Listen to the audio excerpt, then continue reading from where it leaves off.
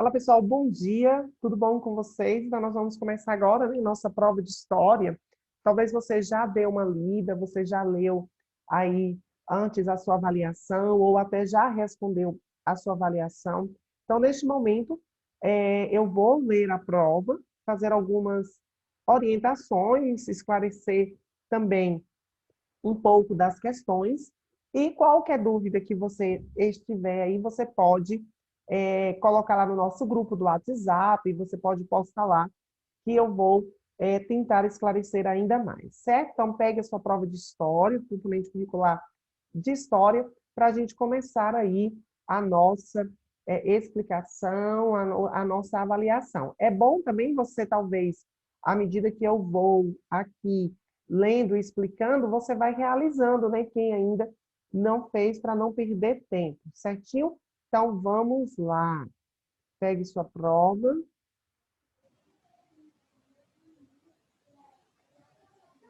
Isso aqui, deixa eu compartilhar a tela para vocês poderem ver, visualizar aí melhor. Então, aí nós temos o nosso cabeçalho, não esqueça de colocar o seu nome completo, certo? De caneta azul. Então, coloca a data também e deixa aí a parte de nota, aonde eu vou colocar a sua pontuação, certinho? Então, lembrando que a avaliação ela deve ser toda respondida de caneta azul, preferencialmente. Se você não tiver azul, pode ser de preta, mas eu prefiro a caneta azul, que é melhor para a gente identificar a sua resposta. Em hipótese alguma, pode-se utilizar a caneta vermelha ou de outras cores quentes, como aí verde, rosa, essas cores, não. Somente de azul ou preto. Então, vamos lá? Verificação da aprendizagem do primeiro trimestre, questão de número 1. Sobre o estudo da história, existem várias razões que o justificam. Marque a alternativa que não possui razões. Então, observe bem. Existem várias razões que justificam o estudo da história. Por que a gente estuda a história? Como a gente vem desde o início da nossa unidade, do início do ano, a gente começou, na unidade 1 do módulo, falando sobre isso, o porquê de se estudar a história. E aqui a gente tem 5 alternativas. Dentro dessas 5, somente uma não corresponde à justificativa, à razão de se estudar a história. Então, conhecimento de outros grupos humanos e outras coisas culturais. Letra B, compreensão do tempo presente. Letra C, previsão do futuro. Letra D, entendimento de que não há culturas melhores ou piores. Letra E, conhecimento de nossas origens. Então, dentro dessas 5 alternativas, qual é a que não justifica o motivo, a razão de nós estudarmos história? Questão 2. Existem várias formas de contar o tempo.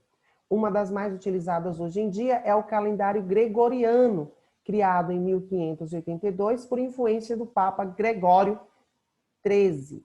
Então, a gente sabe que o calendário que nós temos hoje, chamado de calendário gregoriano, como a gente estudou, existem vários outros.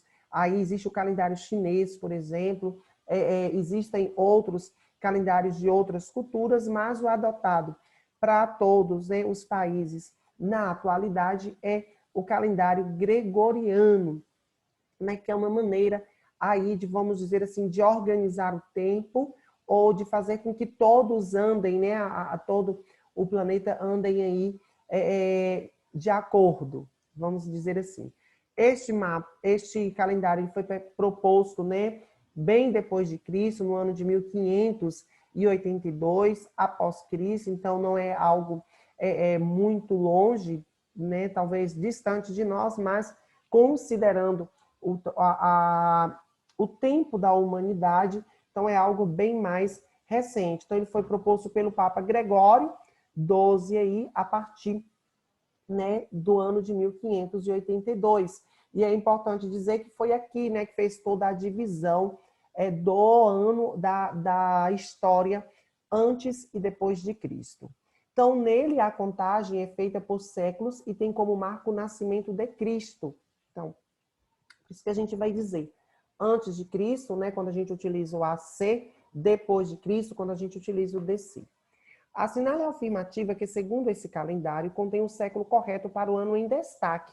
Então, observe que em cada uma das alternativas, a gente tem um ano e a gente tem um século. Lá no início do módulo, nas primeiras, acho que bem nas primeiras páginas da unidade 1, mostra como a gente deve fazer para saber quando um ano, qual século que aquele ano ele faz parte. Então, existe uma fórmula, né, que é aquela fórmula lá quando os finais terminam com zero, com 2 zeros, ou quando os finais terminam com outros algarismos. Então, o que se deve fazer? Então, aí, por exemplo, o ano de 1676, ele faz parte do século 17. O ano de 1398 faz parte do século 13. O ano de 953 a.C. faz parte do século 10. O ano de 321 faz parte do século 4 a.C. O ano de 1999 faz parte do século 19. Então, aí você vai fazer, né, lá usar a fórmula para saber quais desses anos aí corresponde, né, com o século que vem à sua frente. Questão de número 3. Eles comiam até mocó, exclama Neves. Referindo-se ao roedor pouco maior do que um porquinho da Índia, para ele não há nada mais precário do que incluir esses animais na dieta. Indicação de que os grupos de Lagoa Santa não tinham melhores fontes de proteína à disposição e viviam numa situação limite para garantir a subsistência. Maria Guimarães, Povos de Lagoa Santa, aí retirado do site Revista de Pesquisa. De acordo com o texto, é possível extrair qual conclusão acerca da alimentação da população que habitou Lagoa Santa por volta de 11.000 anos antes de Cristo.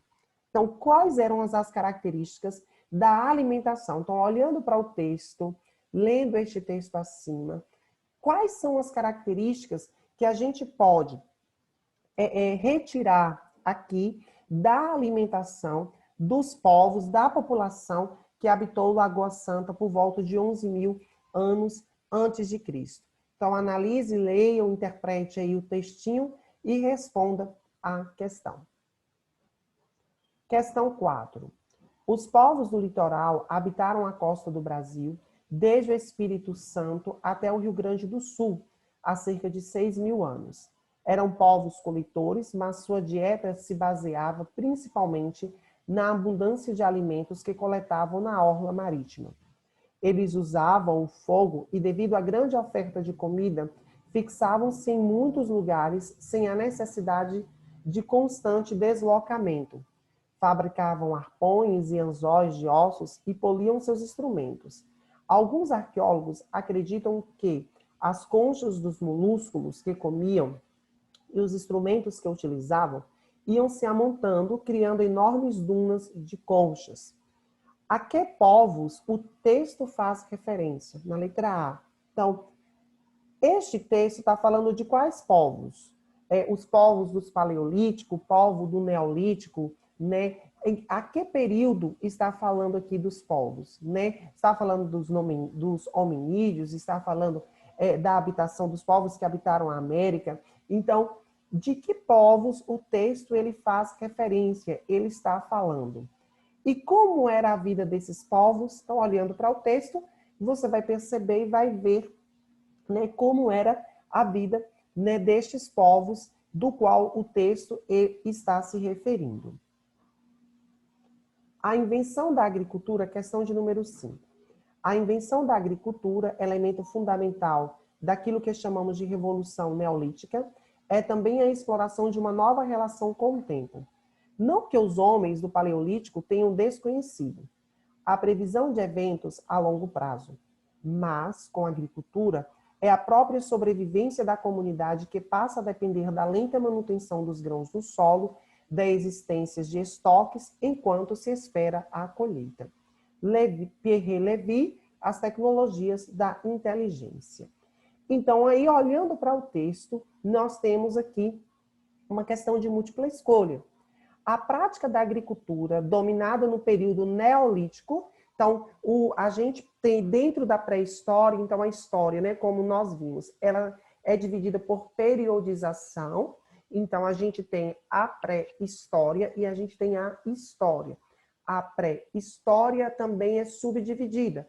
Aí nós vamos ter lá o período, os dois principais períodos, que é o paleolítico e o neolítico. Aí nós vamos ter também um período antes do paleolítico, um período entre neolítico e paleolítico e um período pós-neolítico. Então, só para não gerar confusão, vamos fixar aqui com os dois períodos. Então, o primeiro período, o paleolítico. Então, a gente tem um homem ainda muito nômade, um homem ainda com características muito bruscas, é chamado, né, como a gente viu lá, do período da pedra lascada, porque ele ainda não tinha capacidade de construir através daquela pedra um artefato, e o período neolítico, como o texto vai dizer, um período de um homem mais desenvolvido, ele deixa a vida nômade, passa a ter uma vida mais sedentária, se fixar no local, começa o desenvolvimento da agricultura, né, para a sua própria sobrevivência, tem também a questão da domesticação de animais, então este é um homem já do período neolítico. Então, a prática da agricultura dominada no período neolítico resultou em um modo de vida. Então, a que contribuiu a agricultura? Né? Quando eles passaram a praticar a agricultura?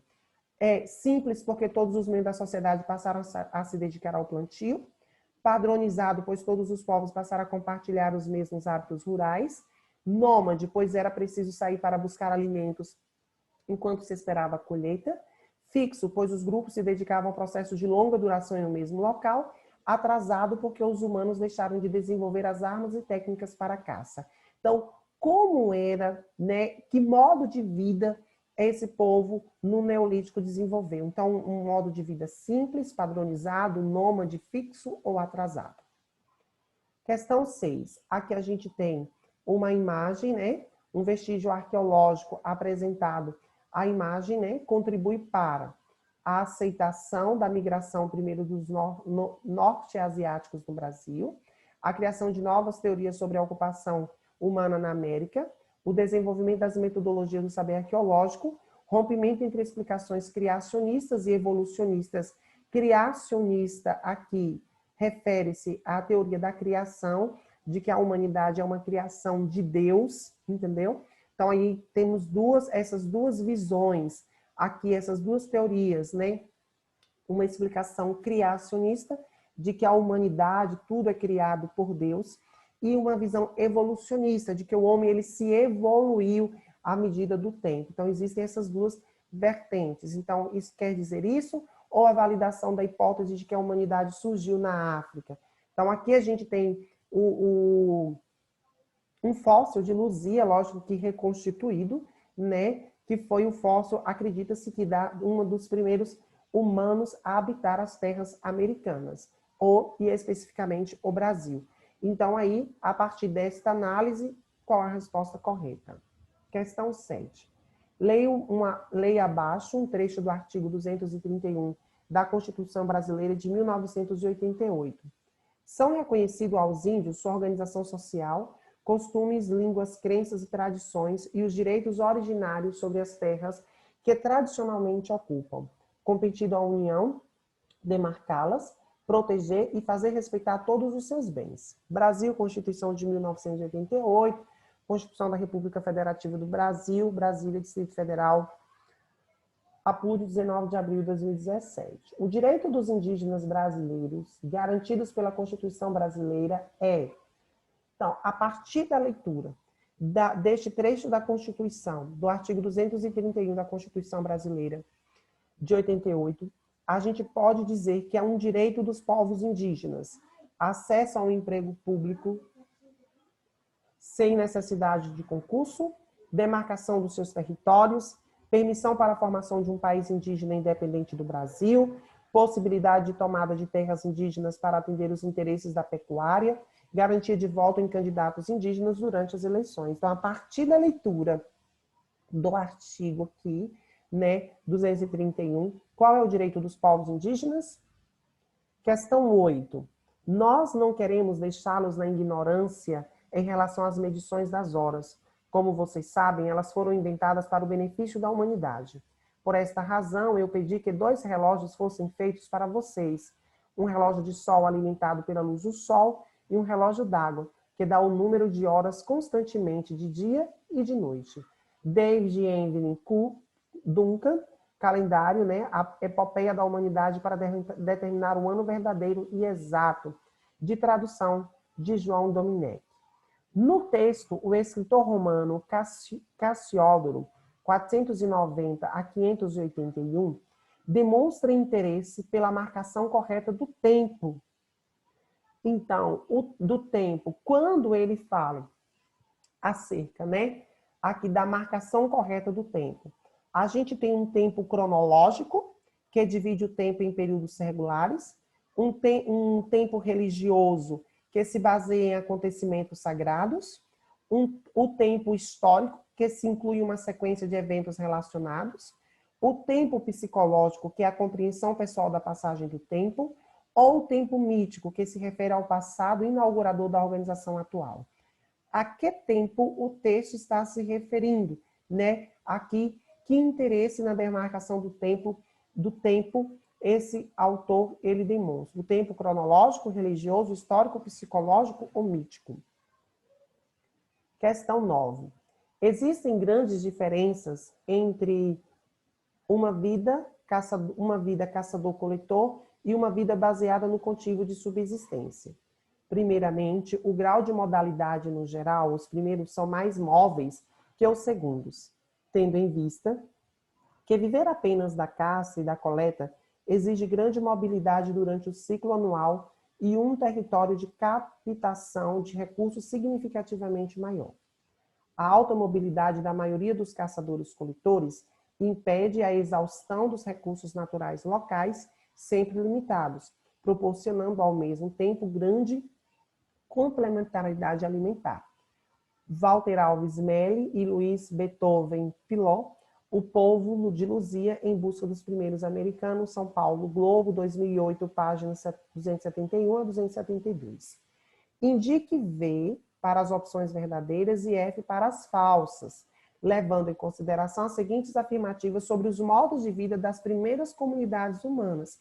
Então, está se retratando aqui da vida, né, dos coletores caçadores, né, dos primeiros povos na Idade Média, na pré-história, e aí acerca desses povos, acerca da vida desses povos, vocês vão julgar entre verdadeiro e falso. A. As afirmações do texto não correspondem às evidências históricas, já que as primeiras comunidades de povos caçadores-coletores foram obrigadas a praticar a agricultura por causa do esgotamento dos recursos naturais locais.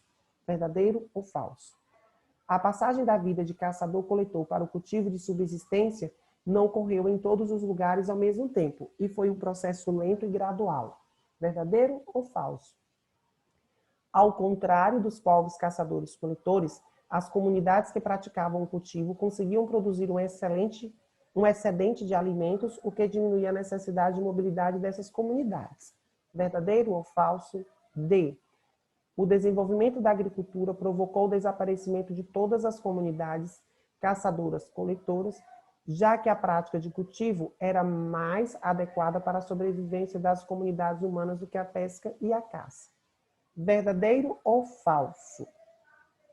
10. A respeito de Luzia, o crânio encontrado em Lagoa Santa, aquele que a gente viu lá na questão anterior, numa das questões anteriores, no ano de 1975, assinale apenas a alternativa que contém afirmativas corretas.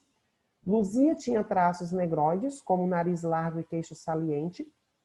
O crânio demonstra que os primeiros habitantes da América já possuíam costumes semelhantes aos dos indígenas que habitam atualmente no Brasil.